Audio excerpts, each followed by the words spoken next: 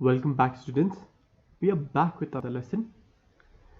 Now, in our last class, we had started our derivation of the kinematic equations using the graphical method. So, in my last class, we have derived the velocity time relation using the graph. Right? This was our first kinematic equation. Right? Now, in today's class, we will derive our second kinematic equation using the graph. So in today's class we will derive the displacement time relation. Okay, we will derive S equals to ut plus half at square. Fine. So up till now what we have done is that we have defined the acceleration. The acceleration can be defined as the slope of the velocity time graph. And this velocity, the slope of the velocity time graph can be calculated by the difference in the positions or by the difference along the y-axis. Okay, in this case, what was the difference along the y-axis? dB divided by the difference along the x-axis. And in this case, what is the difference along the x-axis? AD. So by dividing the change in the y-axis and the change in the x-axis will give us the slope, and this slope gives us the idea about the acceleration. So acceleration can be written as dB upon AD, and here this quantity AD, this represents the time interval t. So I have written t here. And if I cross multiply, send this t to the other side, then I can write this distance dB as acceleration multiplied with time. Fine. Now next we'll calculate the distance traveled by the object in time t. How much distance has been covered in this time interval using this velocity time graph. Fine. Now to calculate this distance traveled by the object in time t, okay, for this we need two concepts.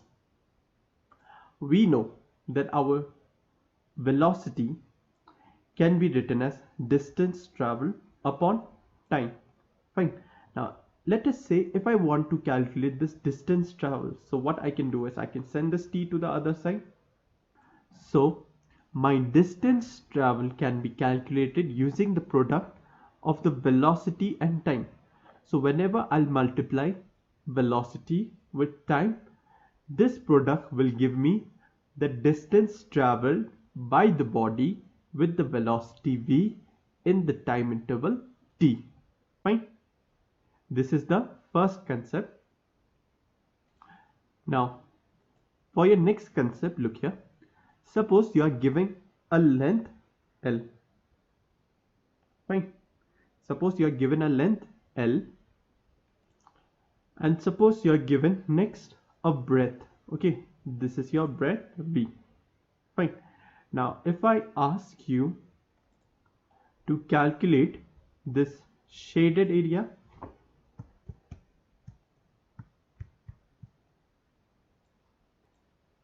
this dark area, then what will be its, how to calculate the area? It will be the product of length as well as breadth. So the area will be the product of the length and the breadth. Fine. Now the same concept can be applied in your velocity time graph. So instead of length, if I write time, and if I replace this y-axis with velocity, then this becomes my velocity time graph. And what will this shaded area represent? This shaded area will represent the product of velocity and time. Fine. So this is my second concept. Now if I combine these two concepts, what is velocity? What is the product of velocity and time? The product of the velocity and times gives us the distance traveled by the body. So in the velocity time graph, if I calculate the area of the shaded region, that will represent the distance traveled by the body with the velocity v in time t.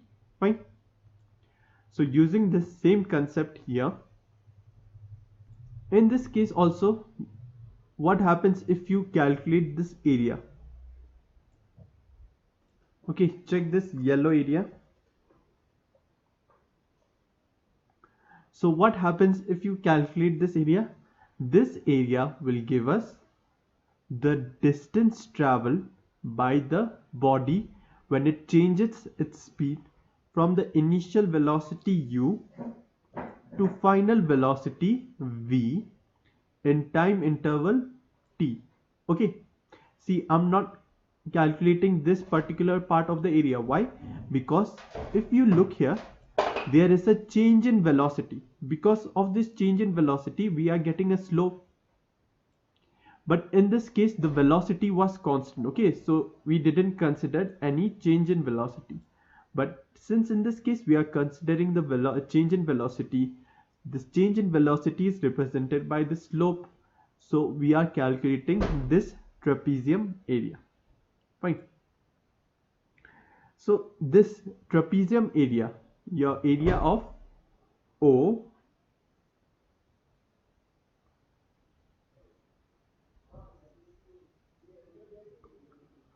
OABE, this is your trapezium area.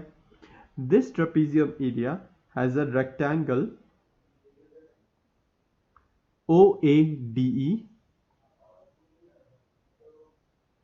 Fine, this is the rectangle, and this trapezium also has a triangle ABD.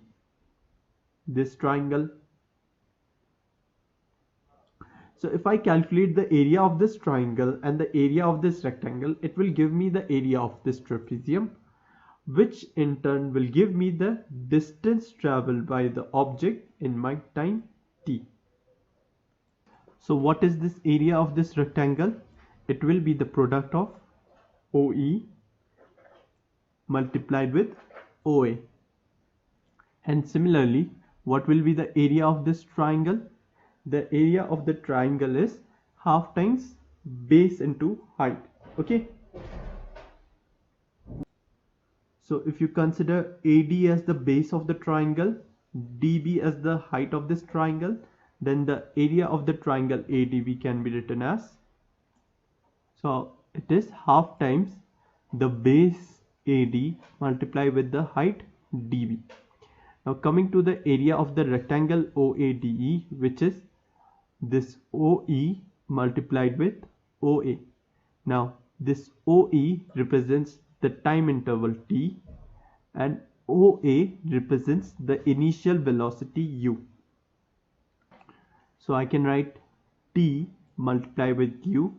On further simplification, I can write this one as ut, and here AD, this also represents the time interval t, and dB represents the change in the velocity. It is v minus u, this part. Fine, so I've written AD, which is your time t, and this is your dB, this part. Now we have already showed that dB equals to the product of acceleration and time. So let us substitute this value here. So I can write dB as AT, and what is AT multiplied with t? This will give us AT square. Fine. So this gives our second kinematic equation, the displacement time relation.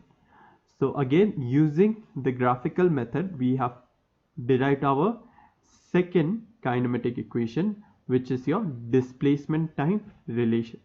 Fine. So that's it for today's class. Thank you.